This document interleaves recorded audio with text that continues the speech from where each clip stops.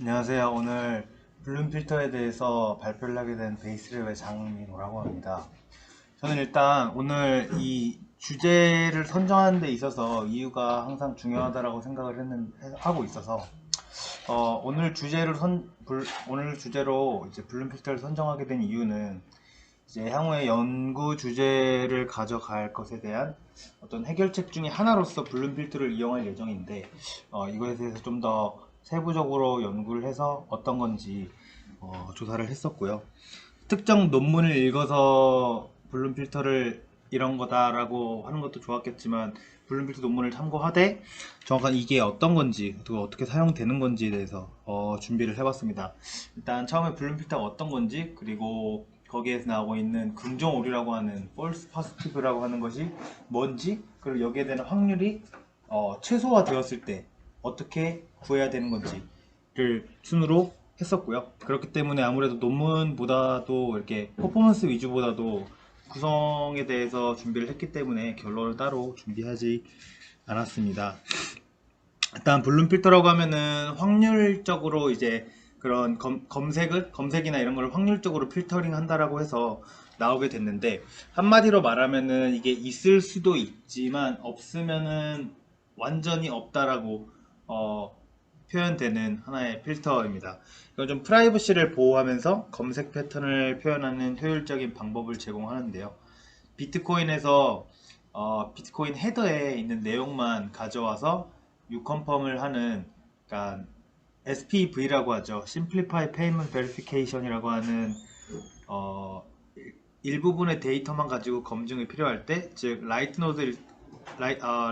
노드일 때 검증을 필요할 때 이런 블룸 필터를 주로 사용을 하는데, 실제 유즈 케이스를 보다 보면은 아까 말씀드렸던 비트코인의 SPV, 그리고 우리가 유튜브나 구글 같이 그런 검색을 할 수 있는 그 검색 필터를 사용할 때도 블룸 필터가 들어가고요.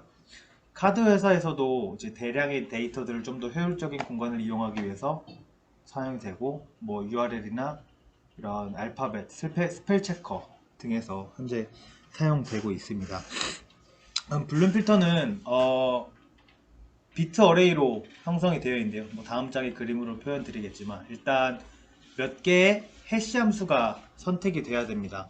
근데 이제 주로 예시를 들 때 항상 3개 정도의 해시 함수를 적용을 한다고 하는데, 뭐 CRC, MD5라고 하는, 예를 들어서 이러한 함수들을 사용을 하게 되는데, 이런 함수들의 공통점은 비암호학적 해시 함수라고 하는데요. 그러한 이유는 아무래도 SHA-256과 같이 암호화된 그런 해시 함수를 사용하게 되면 조금이라도 더 시간이 걸릴 수도 있기 때문에 좀 더 빠르게 하기 위해서 이러한 함수를 사용을 하게 됩니다. CRC 같은 경우에는 XOR 연산을 통해서 나누게 되는 방식인데, 네트워크 상에서 데이터에 손실이 없거나 어떠한 변경이 있었는지 확인하기 위해서 사용되는 함수고요. 같은 경우에도 굉장히 빠른 속도를 자랑하면서 쪽 코드가 읽기 쉬워서 포팅이 쉽기 때문에 사용이 된다고 하고요. MD5 같은 경우에도 굉장히 대량의 큰 데이터들이 전송을 할 때 이거에 대해서 무결성을 확인하는 데 사용되는 함수입니다.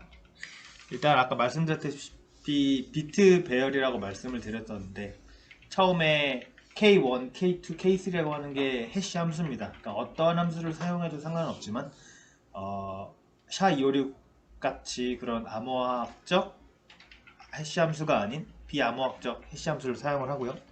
그리고 이 그림에서는 16비트 배열의 비트 어레이가 있습니다. 그렇기 때문에 기존의 디폴트로 0으로 설정이 되었고요. 그렇게 해서 3개 해시 함수에 대한 출력값에 대해서 거기에 나온 숫자를 1로 설정을 해주는 방식으로 진행이 됩니다.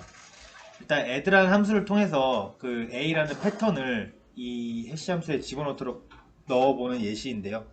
일단 3개의 해시 함수가 있었고, 하나 해시 함수마다 각자의 결과값이 나오는데요. 이 결과값은 최대 그 범위가 1부터 맥스인 16까지로 결과값이 나오게 됩니다. 16인 이유는 아무래도 이 비트 배열의 최대값이 16이기 때문이죠.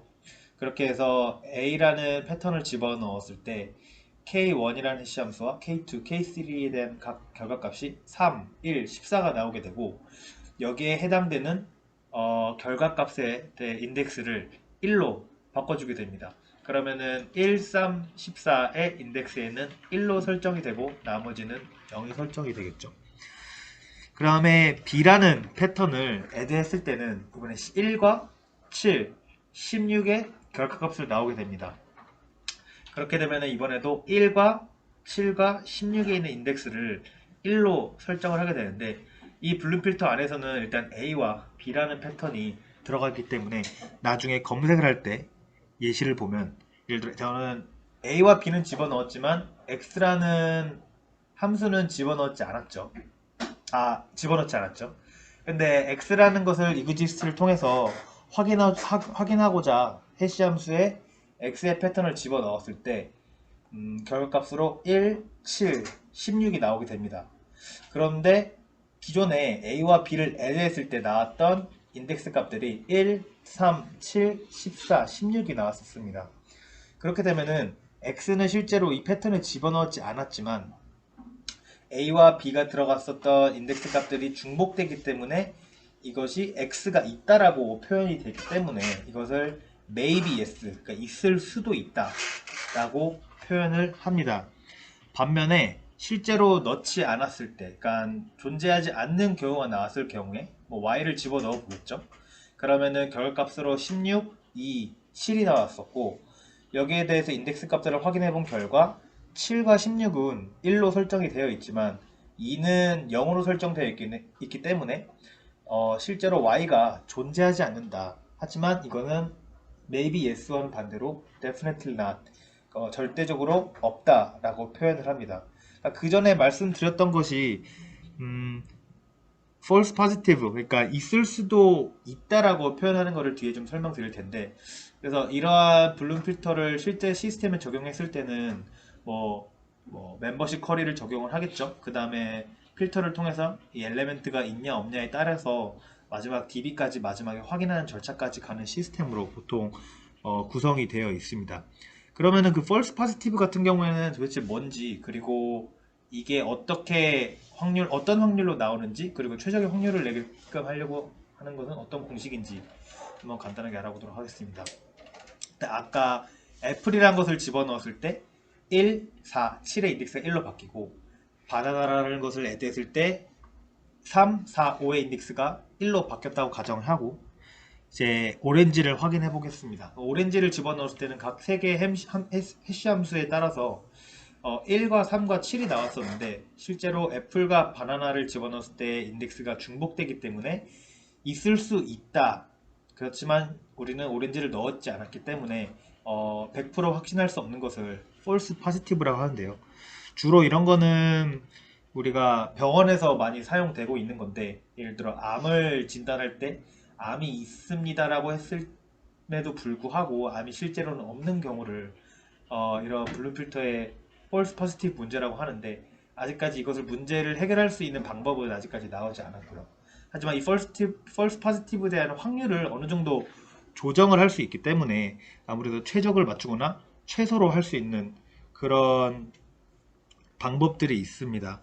그래서 예시로 보면은 결론적으로 false positive는 블룸 필터에서 자연스럽게 나타나게 되고 다음 장부터 말씀드릴 공식에 대해서 K 같은 경우에는 해시 펑션의 개수, M은 비트 어레이의 사이즈, 그리고 N은 각 전체 엘레멘트에 대한 숫자, 개수라고 하면 될 것 같고요. 그러니까 M이라고 하는 비트 어레이가 크고 그리고 N이라고 하는 엘레멘트의 개수가 작을수록 false positive에 대한 확률이 최소화가 된다라고 합니다. 결론적으로는. 하지만 이걸 좀 더 풀어보면은 일단 비트 어레이의 인덱스 해시 함수를 통해서 이게 존재한다라고 했을 때 1이 설정이 된다라고 했었는데 그 비트 어레이가 1로 설정될 확률은 n분의 1이겠죠. 왜냐면 m은 비트 어레이의 크기니까. 그리고 그 반대로 1로 설정되지 않을 확률이 1 빼기 n분의 1이 되고요.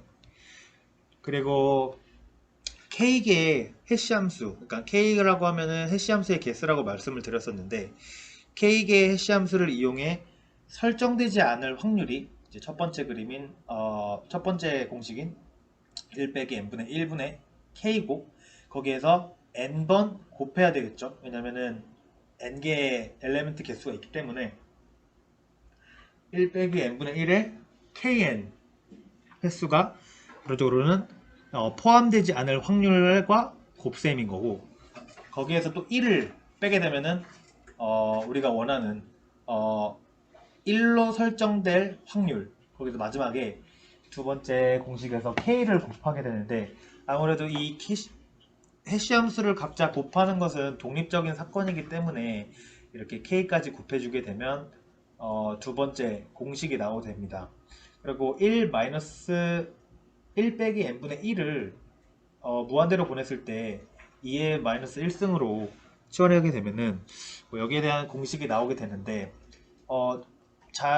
제가 완벽하게 이해하지는 못했지만 어쨌든 이런 확률을 통해서 false positive의 가장 최종의 확률을 구하기 위해서는 2 빼기 뭐 이런 식으로 된다라고 하는데, 여기서 중요한 거는 비트 배열과 그리고 선택하고자 하는 엘리멘트의 개수만 설정한다라고 하면은 블룸 필터를 적용할 때 해시함수를 몇 개 적용을 해야 가장 최적의 퍼포먼스를 낼 수 있냐를 구할 수 있게 됩니다.